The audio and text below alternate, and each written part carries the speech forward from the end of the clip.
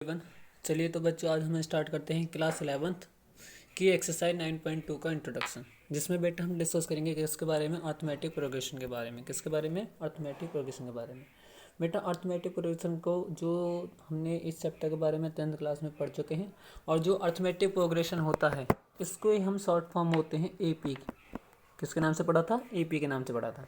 और हिंदी में हमने इसे पढ़ा था समांतर श्रेणी के नाम से। किसके नाम से? समांतर श्रेणी के नाम से।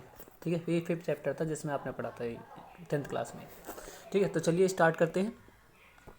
हाँ जी, तो देखिए, हाँ जी देखिए, तो बच्चे हमने क्या कर लिया यहाँ पर, एक यानी कि सीक्वेंस अपनी ओर से ले लिया हमने कोई भी। तो वो सीक्वेंस क्या है? A1 A2 A3 up to AN तक। ठीक है, ये क्या है? सीक्वेंस है। यहाँ पर बेटा जो इस चीज़ का मतलब, इस चीज़ का मतलब समझ लीजिए पहले। ये उल्टा साइन होता है ना, उल्टा ए होता है, इसको हम बोलते हैं क्या? वेयर के नाम से। किससे? इसका मतलब क्या होता है? वेयर। और स्मॉल एन का मतलब है यहाँ पर इंडिकेट करता है ये जो भी इसमें टोटल नंबर ऑफ टर्म होंगे उनको। और ये कि ये टोटल नंबर ऑफ टर्म किससे बिलोंग करते हैं? ये सारी टोटल नंबर ऑफ टर्म यानी कि टर्म बिलोंग करते हैं किससे? नेचुरल नंबर से। एन यहाँ पर क्या है? नेचुरल नंबर को शो करता है। ठीक है, या इंडिकेट करता है। अच्छा आगे देखिए, तो यहाँ पर क्या बताया गया है? यहाँ पर बेटा आपको ये बताया गया है, इस टर्म में, इस सीक्वेंस से आपको ये चीज़ समझाई गई है कि भाई जो A2 आएगा ना, A2 क्या है? A2 इक्वल होता है A1 जो प्रीवियस टर्म होती है, साथ में जो A2 माइनस A1 का जो डिफरेंस होता है, जिसे हम किसके नाम से जानते हैं? कॉमन डिफरेंस के नाम से जानते हैं। ठीक है, तो ये वो चीज़ होती है। तो यानी कि इसने क्या बताया है, जो भी यानी कि नेक्स्ट टर्म या प्रीवियस टर्म जो नेक्स्ट टर्म जो हम निकालते हैं वो कैसे निकालते हैं? प्रीवियस टर्म प्लस में साथ में कॉमन डिफरेंस जो होता है उन दोनों को ऐड करके। तो यहाँ पे मैं सीधी सिंपल सी बात कर सकता हूँ, A1 प्लस में D, इस बात को कह सकता हूँ। तो यही स्टेटमेंट यहाँ पे नीचे दी गई है। तो आप देख सकते हो, एवरी नेक्स्ट टर्म, जो भी अगली टर्म होगी, इज द सीक्वेंस में is the addition of previous term, वो प्रीवियस टर्म का क्या होगी? एडिशन होगी, साथ में एंड किसका? और कॉमन डिफरेंस, और साथ में कॉमन डिफरेंस और प्रीवियस टर्म का जो सम होता है वही हमारे पास क्या होगी? नेक्स्ट टर्म होगी। बेटा ये इस बात को यहाँ पर वो बता रहा है। फॉर एग्जाम्पल के लिए एक दूसरा एग्जाम्पल लेते हैं हम। जैसे मान लो भाई मैंने एक एग्जाम्पल ले लिया, क्या? 1 3 5 7।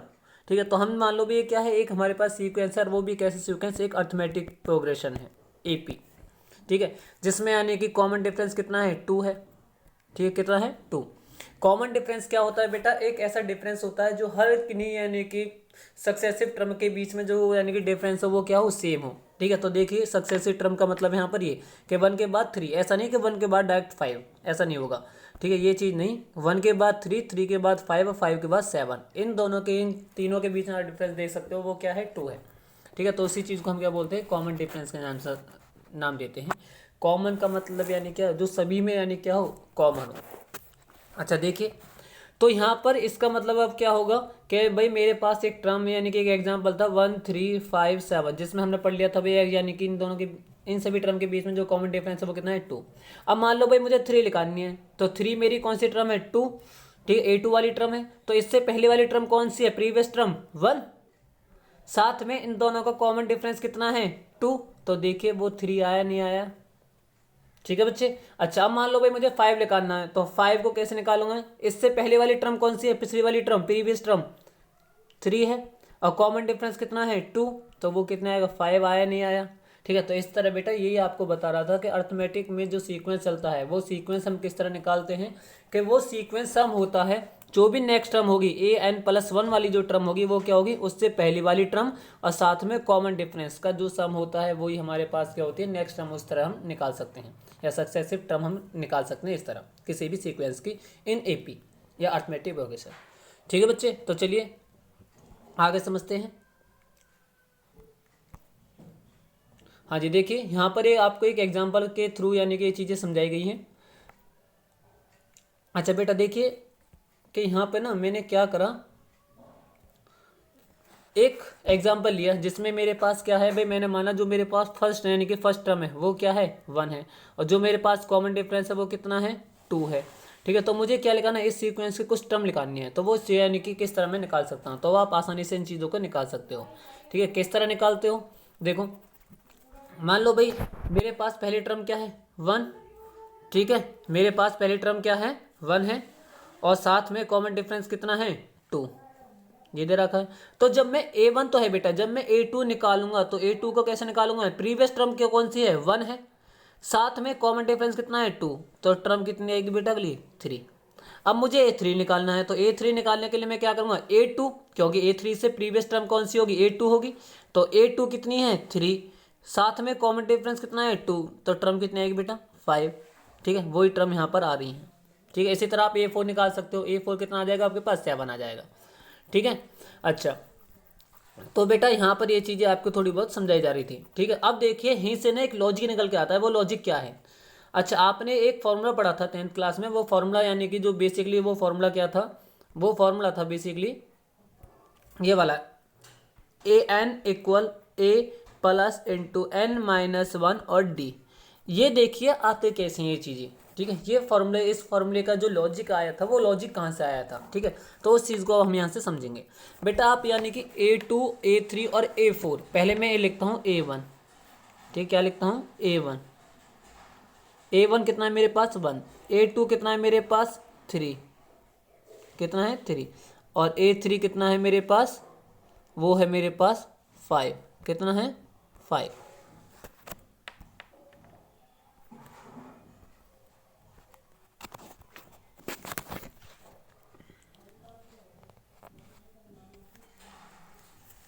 हाँ जी, A3 कितना है मेरे पास, वो A3 मेरे पास 5।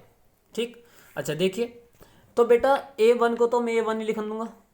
ठीक है, लेकिन जब A2 को निकलूंगा तो A2 मेरे पास क्या होगी, प्रीवियस टर्म साथ में कॉमन डिफरेंस का सम, यही होगा।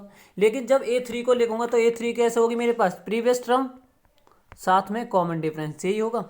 क्या इस चीज़ को मैं, सॉरी प्रीवियस टर्म को मैं कुछ इस तरह लिख सकता हूँ, इस टर्म को देखिए जी, A1 था मेरे पास 1, A2 था मेरे पास 3 और A3 था मेरे पास 5। तो A1 को मैंने A1 ही लिखा था, A2 को मैं लिख सकता हूँ प्रीवियस टर्म कितनी है 1, साथ में कॉमन डिफरेंस। A3 को मैं लिख सकता हूँ प्रीवियस टर्म कितनी है 1 प्लस में 2, ये तो है भाई प्रीवियस टर्म, और साथ में कॉमन डिफरेंस कितना है 2, तो जब भी तो 5 आया। अब देखिए यहाँ से जो A3 का जो लॉजिक निकल के आया, क्या मैं उसे ये लिख सकता हूँ कि भाई पहली टर्म साथ में, इस चीज़ को मैं लिख सकता हूँ 3 - 1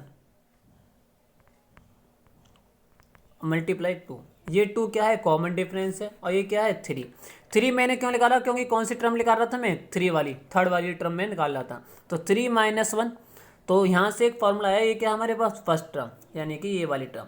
तो यहाँ से एक फॉर्मूला निकल के आता है बेटा हमारे पास, वो फॉर्मूला क्या होता है, वो फॉर्मूला होता है हमारे पास ये कि भाई मैं क्या करूँ, यहाँ से A1 की जगह तो मैं लिख दूँ, 1 की जगह क्या लिख दूँ A1, क्या लिख दूँ A1,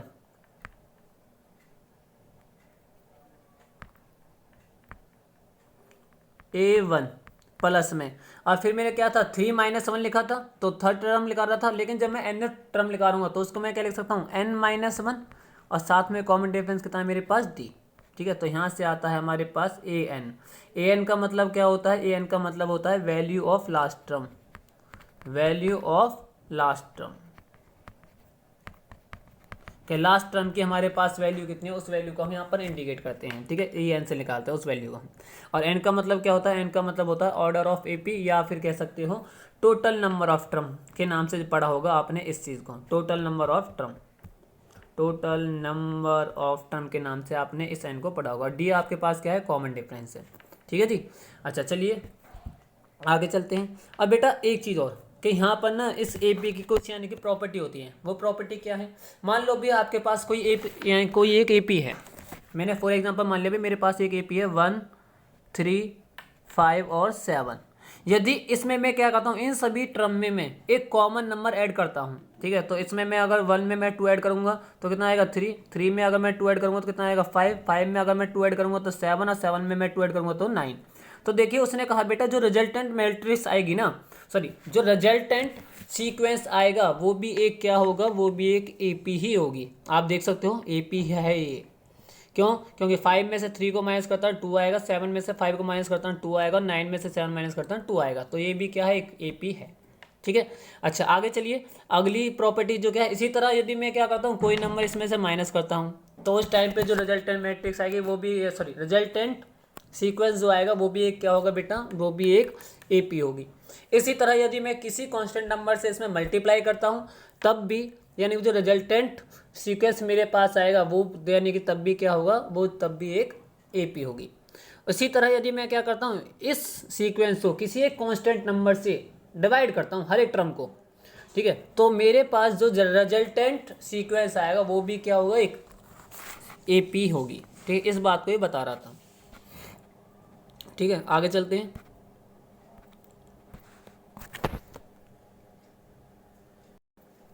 हाँ जी देखिए, अब है बेटा हमारे पास सम ऑफ एन टर्म्स। क्या है, सम ऑफ एन टर्म्स। ठीक है, सम ऑफ एन टर्म्स में हमें क्या पढ़ना है, इसमें हमें पढ़ना है कि भाई जो हमारे पास टर्म होती है उनका सम कैसे निकाला जाता है। एपी में जो हमारे पास सीक्वेंस होता है उसका सम किस तरह हम निकाल सकते हैं, उस चीज़ को हमें यहाँ पे पढ़ना है। तो उसके लिए बेटा हमने फॉर्मूला पढ़ा था 10th क्लास में, एस एन इक्वल होता है n/2 और 2a प्लस में n-1 और d। ये a क्या होता है यहाँ पर, ये होती है फर्स्ट टर्म। ठीक, और सेकेंड बात ये बेटा कि इसी फॉर्मूले से एक और फॉर्मूला बन के आता है, वो क्या होता है एस एन इक्वल n/2 और इस 2a को मैं लिख सकता हूँ a प्लस, यहाँ पर बेटा प्लस का सिंबल है बीच में। ठीक है, तो a प्लस इंटू n-1 और d ब्रैकेट क्लोज ब्रैकेट यानी कि हो जाता है। अब देखिए यही हमारे पास क्या है, ये है हमारे पास an बोल दो या फिर बोल दो इसे लास्ट टर्म। क्या है, लास्ट टर्म है ये हमारे पास। अच्छा ये हो गया, तो यहीं से क्या है एक फॉर्मूला हमारे पास आता है एस एन इक्वल होता है n/2 और a प्लस में l लास्ट टर्म होती है। ठीक है, और बेटा एक बात ध्यान रखिए, ए एन का मतलब होता है वैल्यू ऑफ लास्ट टर्म। ठीक है, लास्ट टर्म की वैल्यू कितनी है, लेकिन यहाँ पर क्या होता है, इसका मतलब होता है लास्ट टर्म क्या है वो होता है। ठीक है, अच्छा उसके बाद बेटा आगे हम निकालते हैं, आगे चलते हैं। आगे देखिए क्या चीज़ आगे है बेटा हमारे पास अर्थमेटिक मीन। अर्थमेटिक मीन क्या होता है इस चीज़ को पहले समझ लीजिए, ये आपके लिए एक नई चीज़ होगी। ठीक है, तो देखिए बेटा अर्थमेटिक मीन क्या होता है, मान लो भाई मेरे पास किसी सीक्वेंस में 3 नंबर हैं, एक नंबर है 1, सेकंड नंबर मेरे पास ब्लैंक है, यानी कि जो थर्ड नंबर है वो है मेरे पास 5। तो उसने कहा भाई इस नंबर को निकालिए, तो वैसे तो इस नंबर को मैं आसानी से निकाल सकता हूँ। क्या मैंने इस नंबर को मान लिया भाई क्या है मेरे पास, बी है ये नंबर। तो इन दोनों का कॉमन डिफरेंस यदि एक एपी है तो, और इन दोनों का कॉमन डिफरेंस क्या हुआ, इक्वल होगा। उसी चीज़ का मैंने यहाँ पर इस्तेमाल करा, तो इन दोनों का कॉमन डिफरेंस इक्वल होगा इन दोनों के कॉमन डिफरेंस के। तो a माइनस ए ये करा और b माइनस ए ये क्या है कॉमन डिफरेंस, क्योंकि एपी में हर एक टर्म का जो कॉमन डिफरेंस होता है वो क्या होता है, इक्वल होता है। तो यहाँ से मैंने क्या आएगा, इस ए को मैं इस वाले ए को मैं इधर लेके आया, तो ये ए इसमें क्या होगा, ऐड होगा, और ये ए इधर जाएगा तो ये क्या हो जाएगा, ए प्लस बी हो जाएगा। यहाँ से चाहिए मुझे ए, तो ए की वैल्यू क्या आ जाएगी, ए प्लस बी डिवाइड बाई 2। इस तरह निकाल सकता हूँ। देखिए अब कैसे यानी कि इस चीज़ का इस्तेमाल कर सकते हो आप। मान लो भाई अब मेरे पास क्या है, इस चीज़ का इस्तेमाल करके मैं अब क्या करूँगा, इस चीज़ को निकालूंगा। मान लो भाई ऐसे मेरे पास एक एग्जाम्पल है ये 1 और 5 वाला, और मुझे ये टर्म चाहिए b, यानी कि मेरे पास क्या है, तो b को निकालने का फॉर्मूला क्या होगा, b को निकालने का फॉर्मूला मेरे पास क्या होगा, उस चीज़ के बारे में हम यहाँ पर डिस्कस करेंगे। b इक्वल होगा a, तो यानी कि फर्स्ट टर्म, प्लस में b यानी कि जो थर्ड वाली टर्म है, यानी कि एक्चुअल में 5 और डिवाइडेड बाई 2, तो कितना आ जाएगा, 3 आ जाएगा। अब देख लिए यहाँ पर मैं 3 रखता हूँ, तो 1 3 और 5, देखिए एक AP है या नहीं है। ठीक है, तो इस तरह आप क्या लगा सकते हो, अर्थमेटिक मीन। इस चीज़ को बोले जाता है अर्थमेटिक मीन, बोले जाता है इस चीज़ को। ठीक है, अच्छा अब आगे हमें पढ़ना है अर्थमेटिक मीन। जब भी आप निकालोगे तो इस तरह आपको निकालना है, फर्स्ट और थर्ड को डिवाइड करना है और साथ में उसे 2 से फर्स्ट और थर्ड वाली टर्म को क्या करना है, ऐड करना है, उसे 2 से डिवाइड कर देना है। तो इस तरह आप क्या है अर्थमेटिक मीन निकाल सकते हो कि नहीं है AP में। अच्छा आगे चलते हैं, आगे देखिए क्या है बेटा, आगे हमें पढ़ना है now insert n terms in between of 2 numbers making a AP।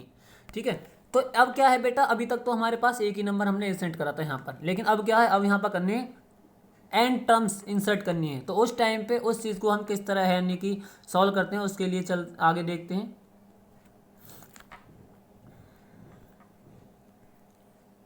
हाँ जी देखिए, now insert n terms in between of 2 numbers making a AP। 2 number हमारे पास क्या है, एक नंबर A और एक नंबर B है, इनके बीच में हमें क्या है कुछ नंबर इंसर्ट करने हैं।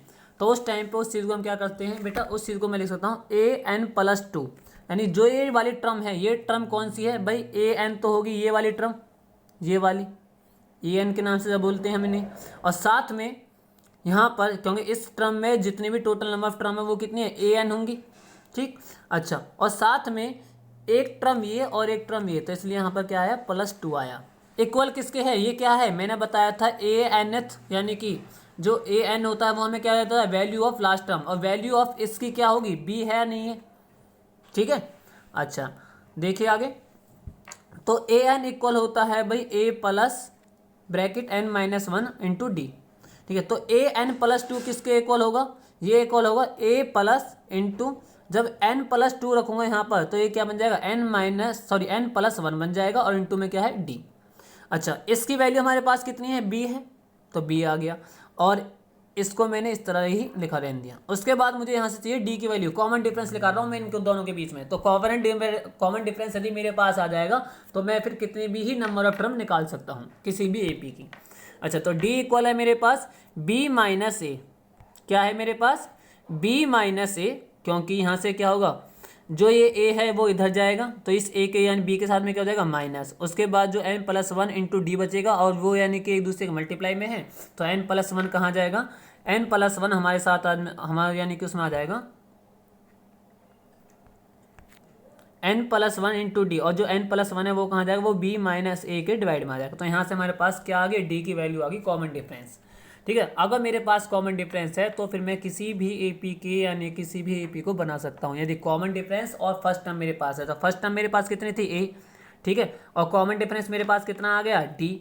तो मैं अब ये क्या, A1 भी निकाल सकता हूँ, A2 भी निकाल सकता हूँ, A3 भी अप टू सोन इससे यानी कि EN तक निकाल सकता हूँ, ठीक है।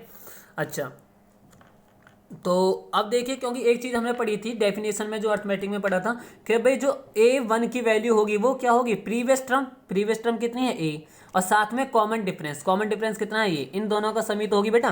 तो वही चीज़ मैंने यहाँ पे लिख दी।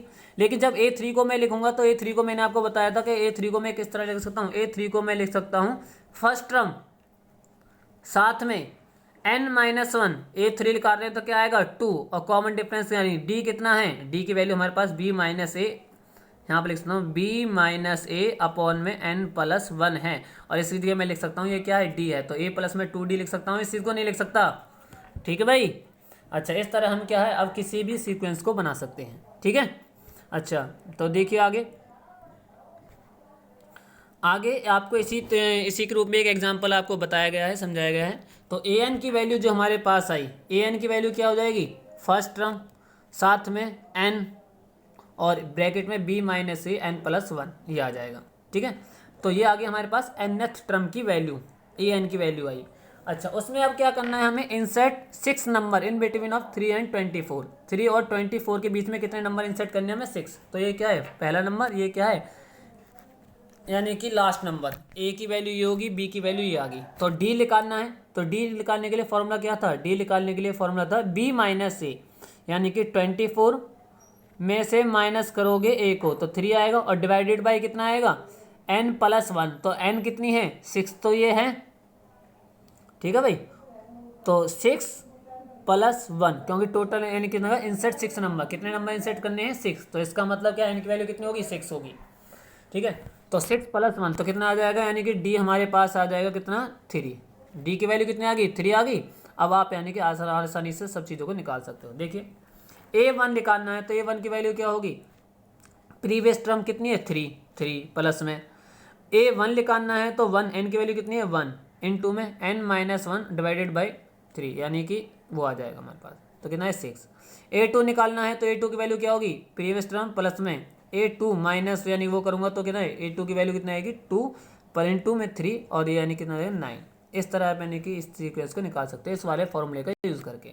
B की वैल्यू आपके पास है, A की वैल्यू आपके पास है, N की वैल्यू आपके पास 6 है, ठीक है, और A की वैल्यू आपके पास कितनी है 3। तो इस वाले फॉर्मूले में यानी कि वैल्यू रखते जाओ, आपके सारे आंसर आते जाएंगे, ठीक है।